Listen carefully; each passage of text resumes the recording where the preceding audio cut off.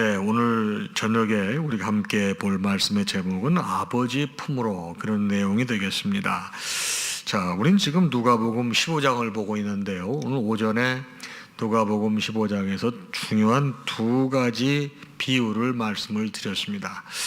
하나가 뭐냐면, 여러분, 양이 100마리가 있는데 그 중에 한 마리를 잃어버렸어요. 한 마리를 잃어버렸을 때 목자가 끝까지 가서 그 잃어버린 양을 데리고 왔을 때 얼마나 기뻐하겠는가, 그런 비유를 말씀하셨고요. 두 번째는 10드라크마가 있는데 한 드라크마를 잃어버렸을 때 그것을 찾았을 때 얼마나 기쁘고 좋겠는가, 그런 내용의 말씀을 드렸습니다. 자, 오늘 말씀은 이제 너무나 잘 아는 탕자의 비유가 되겠는데요. 주님께서 세 번째로 또 비유로 말씀하시는 거예요. 뭐냐면 주님께서는 너무너무 이 영혼을 사랑하시고 영혼이 구원받기를 원하시는 마음이 있으신 거거든요. 그러면서 더 쉬운 예로 바로 유대인들과 또 바리새인 서기관들이 이해할 수 있도록 예화를 주시는 거죠. 비유를 주시는 거죠. 어떤 사람에게 아들이 둘이 있었는데 그 둘째가는 아버지한테 와가지고 아버지 어차피 돌아가시면 저한테 유산을 주실 텐데 그 유산 중에 제 몫을 주세요. 참 아버지가 보실 때 싸가지가 진짜 없죠. 그래도 달라고 하니까 안 줄 수가 없어서 줬습니다.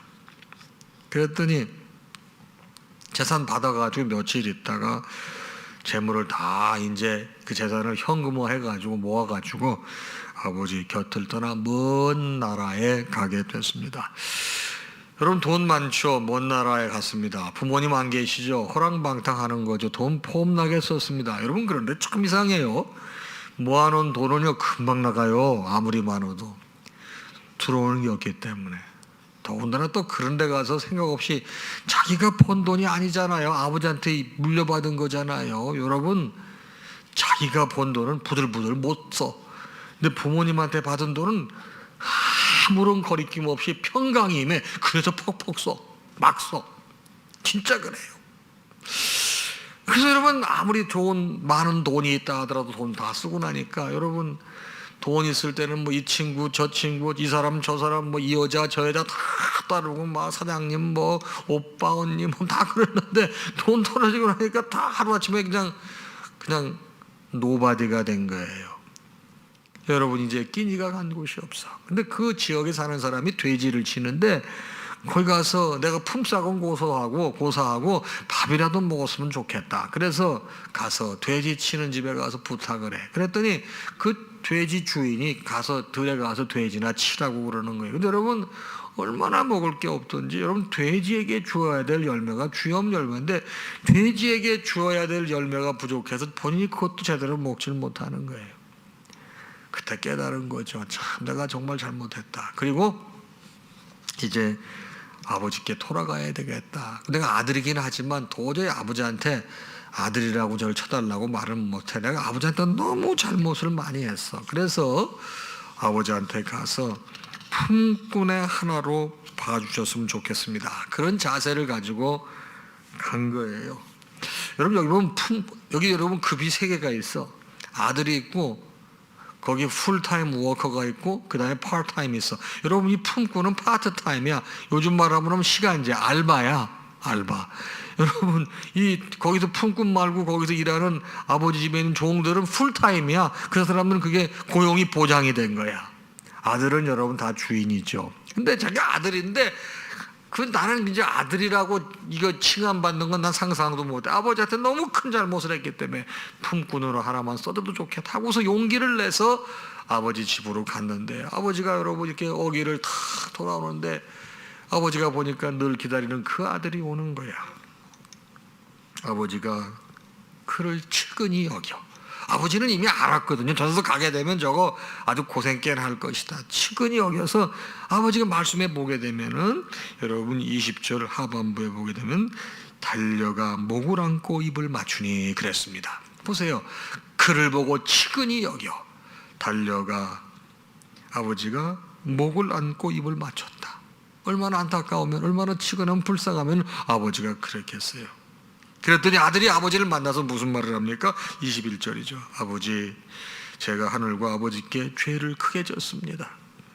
지금부터는 아버지의 아들이라 일컬음을 감당하지 못하겠습니다. 이제 아버지 저를 아들이라고 안 쳐주셔도 됩니다. 그런 말 아니겠어요? 근데 아버지 반응이 어때요? 22절 보게 되면 여러분, 아버지가 아무 말 안 해. 아버지가 종들에게 말합니다. 제일 좋은 옷 내다가 입혀라. 그리고 손에 가락지를 끼워줘라. 그리고 발에 신발을 신겨라. 저게 무슨 말이야? 좋은 옷을 입으려면 목욕을 해야 되잖아. 다 목욕시키고 머리 감겨주고 머리도 잘라주고 손톱도 잘라주고 다 여러분이 이제 얼굴도 깨끗이 닦아주고 새 옷 입히고 가락지 끼워주고 신발. 아버지 만나니까 돼지가 먹는 쥐염열배도 먹지 못한 노바디가 아버지 만나서 아버지한테 우리가 썸바디가 되는 거야. 그 아버지 너무 기분이 좋았어. 그래서 야, 살찐 송아지를 잡아. 여러분, 그냥 송아지가 아니야. 살찐 송아지. 아버지 마음을 엿들을 수 있어요. 살찐 송아지를 끌어다가 잡으라. 그리고 우리가 먹고 즐기자. 왜? 이 내 아들은 죽었다가 다시 살아났어. 내가 잃었다가 다시 얻은 아들이야. 먹고 즐기자. 너무 아버지가 좋으셨던 거예요. 여러분이 이 탕자의 비유에서 여러분과 제가 깨달아야 될 중요한 가르침이 있어요. 여러분, 작은 아들이 아버지하고 함께 살 때 풍족하게 살았잖아요. 근데 거기에 그렇게 풍족하게 살았는데 감사함도 없고 고마운 마음도 없어. 여러분, 애들은 원래 그래. 자식은 다 아버지께 다 질 거야. 짓건 질 거고. 아버지 집에서 아니 이 녀석 웃기는 녀석들이 많아요. 다 어머니 아버지가 고생해서 집 사가지고 이제 방 늘려가지고 방 하나 아들이라고 방 하나 딱 줬는데 이거 지방이라고 그래. 지방이라고. 그래서 사춘기 때 하도 지저분해가지고 뱀 허물만 벗어놓듯이 해가지고 어머니가 학교 가고 난 다음에 방 치워주고 그럼 와가지고 이 자식 괜히 화를 내고 누가 내 허락도 안 받고 내 방에 들어가서 이렇게 했냐고 막 엄마한테 막 화를 내요. 여러분, 그럼 어떻게 생각하십니까? 우리 청소년들 혹시 이 설교 들으면 잘 생각해봐. 그 짓기 아니야. 그런데 짓거라고 우겨. 애들은 다 그래. 여러분, 이 탕자가 말이에요, 아버지하고 함께 있을 모든 게 풍족해요. 저는 손 하나 까딱하지 않고 밥을 다 먹여줘, 옷 사줘, 신발 사줘, 용돈 줘. 세상에 직업도 자식이라는 직업만큼 좋은 직업이 없어. 여러분, 그거 아무것도 아니라 아버지 어머니가 다 밥까지 해다가 대령해. 여러분, 제발 밥 좀 먹어달라고 그래. 그렇잖아요. 요즘에 여러분, 우리 어렸을 때는 그냥 서로 먹으려고 막 굉장히 경쟁심이 강했어요. 근데 요즘엔 그게 아니야. 서로 그냥 안 먹으니까 먹어만 줘도 어머니가 너무 기분이 좋으셔가지고. 아버지 집에 있을 때 이것이 은혜고 사랑이고 감사한 것인데 그 아버지 집에 있으면 고마운 줄을 몰라, 감사한 줄을 몰라. 그래 불평이 많아. 세상에 우리 집같이 우중충한 집이 어디 있냐고. 우리 집같이 분위기 안 좋은 집이 어디 있냐고.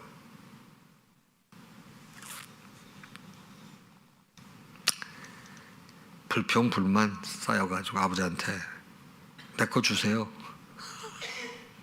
집게 뭐가 있어. 어차피 아버지 돌아가시면 우리한테 줄 거 아니에요. 내 거 주세요. 그러고 나가서 고생하고 돌아오지 않습니까? 영적으로 보십시다. 여러분도 저도 하나님의 품에 안겨 있을 때, 아버지의 집에 있을 때 그 감사함을 잘 몰라요. 이것이 너무나 귀하고 소중한 것인데, 그래서 아버지 집에 있을 때 우리 예배 드리는 거 아주 게을리 여겨, 소중하게 안 여겨. 내가 좀 걱정이, 이렇게 예배 2주, 3주 이렇게 드리게 되면은 우리 정상적으로 함께 예배 드릴 때 다 나오실 줄로 믿지만 혹 개중에 여러분 이게 2, 3주 이렇게 대면 예배하지 않는다고 그래가지고 늘어질까봐 걱정이 내가 많아. 여러분, 잘못하면요, 이게 아버지 앞에 나와서 이렇게 복 받고 있는 게 예배 드리는 게 큰 은혜고 귀한 건데 이 감사함을 모른단 말이에요. 그래서 이 예배 중심의 삶, 성전 중심의 삶, 하나님과 함께 있음이 축복인데 그걸 모르고 내가 쥐고 있는 떡이 더 귀한 걸 모르고 남의 집에 있는 떡이 더 귀한 줄 알고 세상에 꿈꾸고 세상의 욕망을 가지고 뭔가 해보려고 나간다 이 말이에요. 그러나 어느새 그 재산은 사라집니다. 아버지 품을 떠나는 순간 여러분 잠깐은 좋지만 점점 더 영적으로 쇠잔해지게 되어 있는 것입니다. 그런데 아버지를 떠나서 그렇게 실패한 것, 돼지가 먹는 쥐염 열매를 먹지 못할 정도가 된 게 사실은 하나님의 은혜입니다. 여러분 그렇게 되지 않게 되면은 여러분 깨닫겠어요? 나가서 잘 되면 깨닫겠냐고. 여러분 하나님께서 그 탕자 사랑하시는 거예요.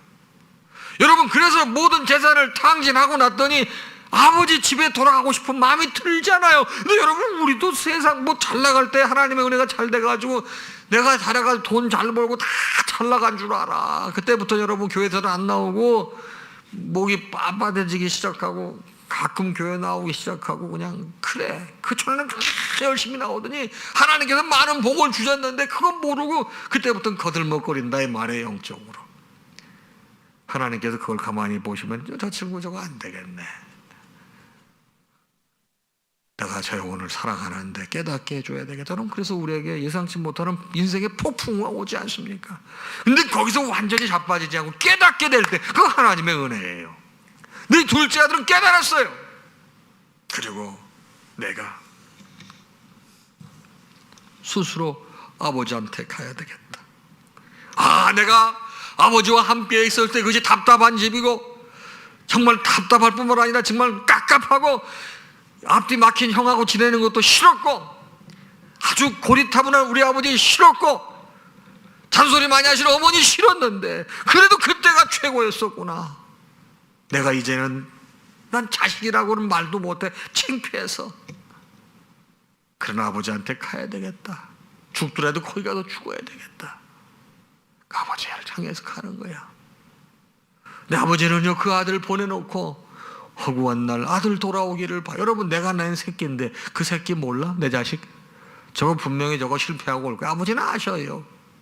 그래서 여러분 이렇게 큰 말에 서서 이렇게 하면서 언제 우리 자식이 돌아오나 이렇게 보는 거예요. 여러분 자식 여러분 외운 거죠. 삶으로 다 외워놨기 때문에 멀리서 봐도요 자식 이 형태만 봐도 아시는 거야. 그걸 보고 너무 지끈여겨서 달려가서 안아주셔요. 입을 맞췄다고 그랬어요. 여러분 돼지하고 같이 있다고 왔는데 얼마나 냄새가 많이 났겠어요. 근데 아버지가 그래도 그 자식을 껴안고 입을 맞췄다고 성경은 말하고 있습니다. 여러분 아버지 앞에 돌아가서 자식이라고 내가 인정받지 이제 못 산다고 하는 게 뭐예요? 자기의 고백이거든요. 영적으로 보게 되면 내가 세상 나가서 잘못돼 깨닫고 돌아와서 이제 죄를 용서받고 회개하는 모습을 이렇게 보는 거예요. 회개하는 거예요. 여러분 회개했더니 아버지가 여러분 쌤통이다 이 자식아. 내가 그럴 줄 알아. 이런 말씀 하십니까? 아무 말씀 안 하시고 그를 안아주셔. 여러분 안아주는 게 뭐 용서해 주신 거 아니에요. 여러분 새 옷을 입히고 가락지를 끼고 신발을 신겨주셔. 여러분 저희가 아버지 앞에 득죄하고 깨닫고 하나님 앞에 나와서 회개할 때 하나님께서 우리에게 그 죄과를 물으십니까? 안 물으십니다. 마음의 평안을 주시고 앞으로는 다시 그러지 않도록 결심을 주시고 돌아옴의 마음의 평안을 주시고 새롭게 하나님께서 역사하시는 것을 우리는 적지 않게 경험을 합니다. 아들이 아버지를 뵙자마자 아버지 저는 이제 아들이라고 인정받고 싶지 않습니다. 저는 이제 품꾼으로 살겠습니다 그랬는데 아버지 아무 말씀 안 하시고 제일 좋은 옷 입혀주셨어요. 여러분 아버지는 재산 가지고 나갔을 때 아버지 내가 돈 많이 벌어가지고 아버지 고생 안 하시고 편하게 살게 해드릴게요. 그런 거 기대도 안 하셨어요. 아버지는 이 아들이 돌아왔을 때 너 탕진한 재산 다 가지고 와. 그 재산을 되돌려 받기를 원치도 않으셨습니다. 아버지가 진정으로 원했던 것은 자신의 품으로 돌아오기를 원하셨던 거예요. 내 새끼 내 자식인데 아버지 품으로 돌아와서 살기를 원했던 것이 아버지의 마음이고 기대올시다. 그리고 아들이 깨닫고 돌아온 것을 아버지는 가장 기쁘게 생각했어요. 그게 뭐죠? 회개라고 하는 것입니다. 여러분, 우리가 살다가 잘못했을 때 그것을 깨닫고 그 죄를 고백하고 그 대가를 치르고자 결단할 때 하나님께서 가장 기뻐하시는 거예요. 그 대가 치르는 게 뭐예요? 용기를 내서 아버지 앞에 다가오는 거예요. 나는 이제 품꾼으로만 세워주셔도 감사합니다, 이런 마음이에요.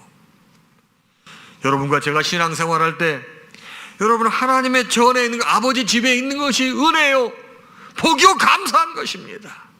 여러분 그러기에 여러분 제가 누차 말씀을 드려요. 믿음은 믿음이 있을 때 지키는 거예요. 사랑도 사랑이 있을 때 지키는 거예요. 돈도 돈이 있을 때 지키는 것이옵시다. 그러나 이 말씀은 무엇을 말합니까? 우리가 설령 내가 하나님 전에 있는 것이 답답해서 세상에 소망을 두고 뭔가 있을 줄 알고 나갈 때 반드시 아버지 앞으로 돌아올 수밖에 없다고 하는 것. 왜? 하나님이 그 영혼을 사랑하셔요. 하나님 그 영혼을 사랑하시 절대로 여러분 포기하지 않으시거든요. 그런데 여러분과 제가 신앙생활을 하면서 꼭 그렇게 고생하고 또 이렇게 회초리 맞고 이렇게 와야 되겠냐 이 말이에요. 여러분 우리가 역사 공부를 하는 게 뭐예요? 하나님 말씀 공부를 하는 게 뭐예요? 여러분 이걸 통해서 배우는 거예요. 이렇게 살지 말아야 되겠다, 이렇게 살아야 되겠다, 배우는 거 아니겠습니까? 사랑하는 성도 여러분, 오늘 저녁에 여러분과 저에게 주신 하나님 말씀이 너무나 귀합니다. 아버지의 품 안에 있을 때가 귀한 거예요. 답답해 보이죠? 다른 사람들은 주말에 다 놀러 가는데 우리는 주말에 교회 가서 봉사해야 돼. 아유 제발 상암동께 설거지만 안 했으면 좋겠네. 아니 우리 장로님들 권사님들 고생이 정말 무궁무진하세요. 이것만 없어도 신앙생활 해보겠네, 그런 마음이 드실 것 같아. 그래도 여러분 이것이 가장 평안한 일이고 귀한 일이에요.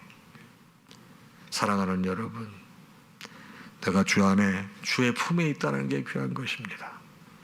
여러분 세상이 그립기도 하고 또 호기심도 생길지 모르나 여러분 아버지의 품을 떠난다는 것은 그 순간부터 여러분 은혜와 멀어지는 거예요.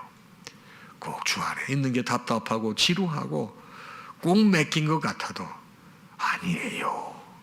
정말 귀한 일이에요. 여러분 주님 품에서 떠나지 않고 답답하고 뭔가 좀 안 되는 것 같다 하더라도 가장 편하고 귀한 것이 감사함으로 지내시다 보면 여러분 주의 날에 주의 은혜로 주의 방법대로 우리를 선하게 인도하시고 주님 닮아가는 멋진 인생으로 만들어 주실 줄로 믿습니다. 오늘도 주의 은혜가 여러분에게 차고 넘치길 주님의 이름으로 축복합니다. 찬양하겠습니다.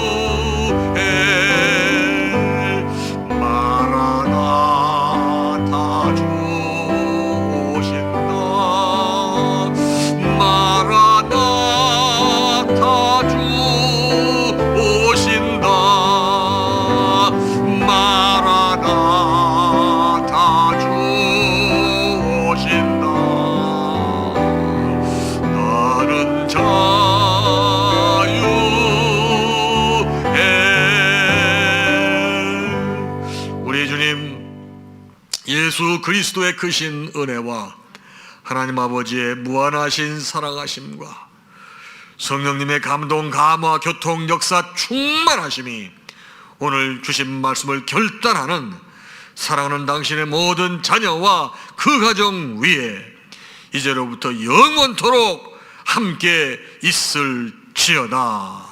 아멘.